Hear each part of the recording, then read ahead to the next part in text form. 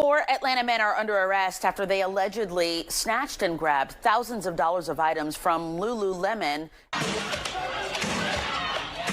You can hear screaming and yelling as the raucous group literally rips out the cash register from its foundation and carries it away. Atlanta police say there were 3 shooters and only 1 intended target, but 6 teens were shot in the crossfire. 3 people indicted, accused of setting fire to the Wendy's restaurant where 27-year-old Rayshard Brooks was shot and killed by Atlanta police. Video emerging of a group of thieves stealing thousands of dollars worth of merchandise from a Pleasant Prairie outlet store. Wisconsin's governor called on the National Guard following a night of rage in Milwaukee. Demonstrations over the fatal police shooting of Sylville Smith, who was... We saw those protesters overwhelming patrol cars, shattering windshields, setting cars on fire, left burning in the streets.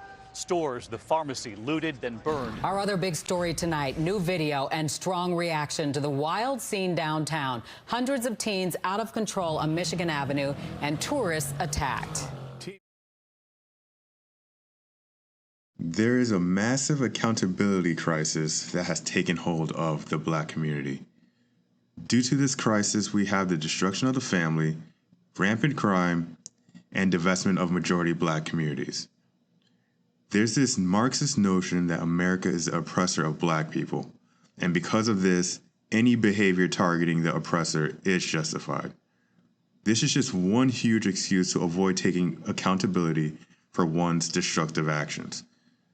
No one is forcing you to have children with random men. No one is forcing you to burn, loot, or murder.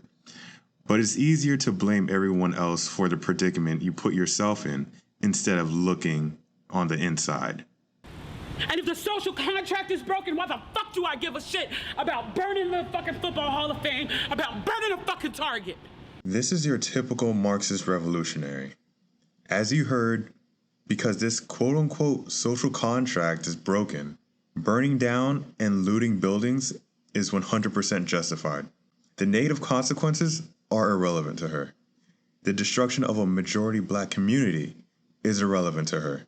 And these are the type of people hoisted on television for their activism. As far as I'm concerned, they could burn this bitch to the ground. And it still wouldn't be enough. And they are lucky that what Black people are looking for is equality and not revenge. If burning down buildings, looting, and attacking the police is not for revenge, then what is? Another question. How much money does one have to make in order to lose the capability to understand that looting your local business comes with consequences? What good does it do to loot Target? How does it help you to loot Target? Yeah, but how does it help you to not loot Target? Answer that question. Imagine believing you can loot and destroy a business and think they're just going to rebuild and try to operate as if nothing happened. Target and the like are not charities. When a business is no longer profitable, they will do what they can to save their bottom line, which includes shutting down and leaving the area. Walmart's going to close 4 stores in Chicago this weekend. By the way, that is half the total in Chicago. Walmart issued a statement saying, quote, "Our Chicago stores have not been profitable since we opened the first one nearly 17 years ago. These stores lose tens of millions of dollars a year, and their annual losses nearly doubled in just the last 5 years." Walmart is closing down due to the excess crime and high taxes. Both of these are the fault of the local community. Even if you're not robbing the stores yourself, or you're just not interested in politics, there comes a certain point where ignorance just turns into irresponsibility.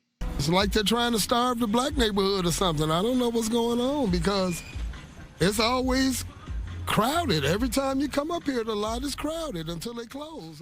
Just because a store is packed does not mean they are making money. If Walmart were to sell everything at $1, the lines would be out the door. But that's not how this works. It's about the profit margins. Johnson denied he was sending mixed messages over the weekend in a statement where he said the violence can't be condoned, but also said it was not constructive to demonize youth. Today, he was doubling down on that sentiment. So don't give people false choices. We get to do both, you all. It is well past due that we put an end to this dynamic that somehow not make it. Look, demonizing children is wrong. So when you have the Chicago teen takeover and the new mayor is protecting the teen looters and is attacking the businesses instead, that gives Walmart and the other companies the signal that their situation will not get better, and it's best just to cut their losses and leave. That the problem with closing these stores here in Chicago, that's a reflection of the Chicago business community.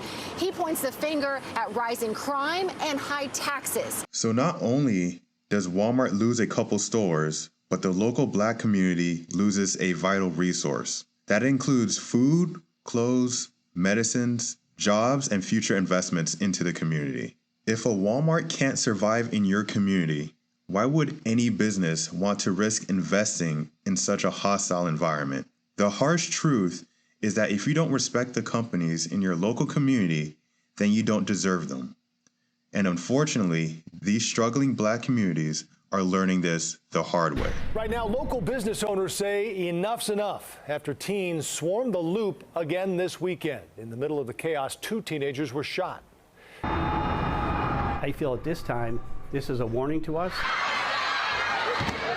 A warning that we've seen time and time again. If we don't react soon with a solid plan and something that's good for everybody, but it's got to be something that's safe. You must hold yourself to account. Hold your friends and family to account. Stop invoking chaos in the streets and think about the consequences of your actions, not just whether or not you'll get clout. Think about the lives within the community you are affecting. Don't be a burden. If you want economic prosperity or even an ounce of respect, you must foster an environment and lifestyle in which that can flourish.